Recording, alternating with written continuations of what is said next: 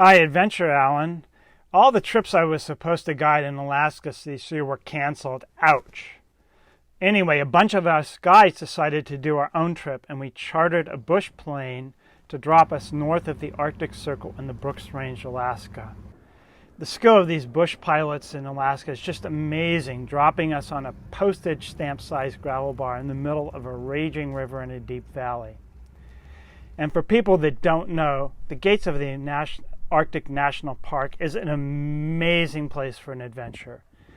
It's the northernmost national park in the United States, with all the park north of the Arctic Circle. And it's the second largest U.S. park. There are no roads or trails in the park, just vast wilderness. Oh, and some very large animals like grizzly bears. To navigate 10 days in that vast trailless, roadless wilderness, we use Gaia GPS on our own phones.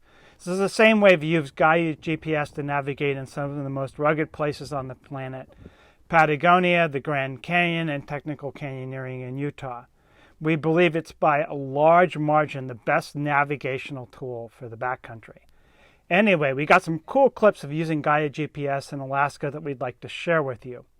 But this is just a start. This is sort of a teaser video for now until our more comprehensive instructional video for Gaia GPS for hikers and backpackers is done. But that video is coming soon, and it's going to be super informative and will help you become a safer and more efficient backcountry navigator. We think it's worth waiting for. Oh, and finally, I'd be remiss if I didn't say this. I'm filled with such deep gratitude to have been in such a pristine and wild place, since I haven't been able to get out into true wilderness for so long. I think others will probably understand what I'm talking about. Hi, Adventure Alan here, and we're out in the Brooks Range, gates of the Arctic in Alaska. This is day 5 of the trip, and we've been navigating all this terrain down here. That's a Winiak in the distance. We've been on the back side of that terrain with all the snow, and we've been using Gaia GPS to navigate for this trip. And the reason I'm sort of shooting this clip today right now is we did a very elegant piece of navigation using Gaia, and we were planning on, there's this huge gully below me that we had to get around, and we were planning on going way up around this ridge line to get around it. And we were sitting down in camp there last night, and we're like, well, what if we could just get up this gully here? Like, if we could just get down across the bottom of this gully and get up here, we'd save ourselves a crap load of time and effort. So we're looking on the map, and as we get up on this, we're sort of like, wow, we really could kind of do that. And we're sort of zooming in and looking at these finer terrain details. So we did, and we came up and we found this incredible game trail, exactly where you want it to be. I mean, you can see that caribou have definitely been coming up here. So we just saved ourselves maybe a third of a day of hiking and a lot of effort. We're just going to pop right up over there. We're going to hit some hard pan tundra, and it's going to be easy cruising. So thank you very much, Gaia. It's an incredible navigation tool when you're out in some really badass wilderness areas where there are no trails, there's nothing, and the map is everything. Navigating with Gaia GPS as our primary navigational tool, and I thought I'd talk to you about what map layers we use and what type of maps we use, sort of our whole navigation system here. First of all, I am using Gaia GPS with my iPhone in my pocket, and that's my primary navigational tool. But to be safe, and I do have paper maps. You can take a look here. These are USGS topo maps that I've printed out from Gaia, and you can see that they exactly match this USGS topo layer that I'm using on Gaia.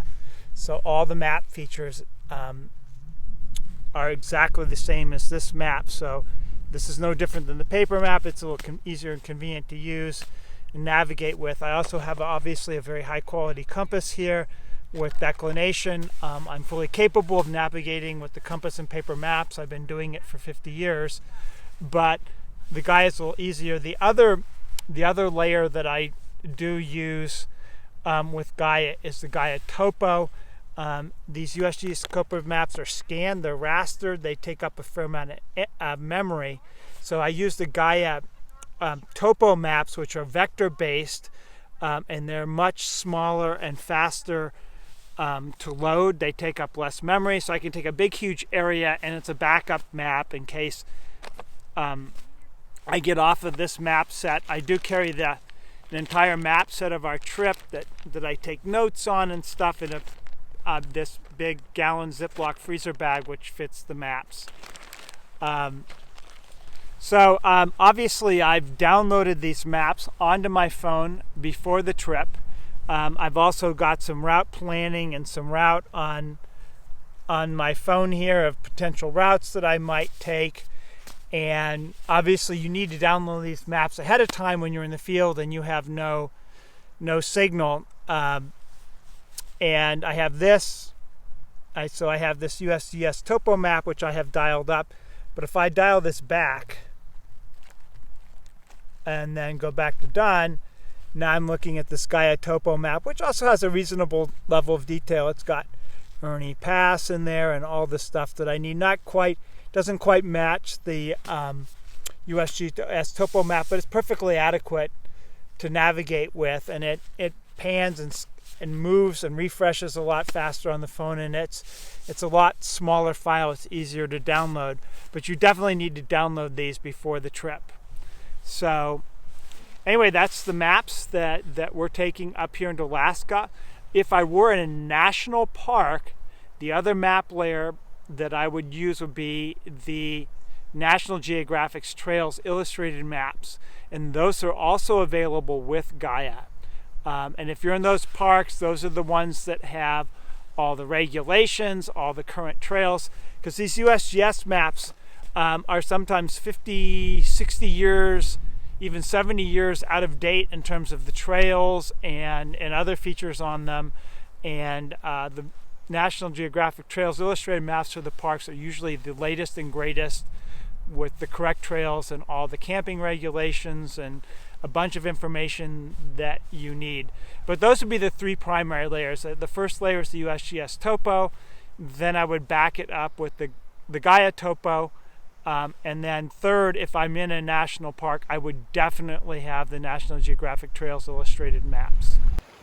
Well, that's all we have for now. Again, stay tuned for our upcoming instructional video, Gaia GPS 101 for hikers and backpackers. And please go ahead and like this video, follow our channel. Finally, through Adventure Allen, you can get Gaia GPS at a steep discount, only $16 for a year subscription. Check out the comment section below this video for the discount. Anyway, this is Adventure Allen, signing out.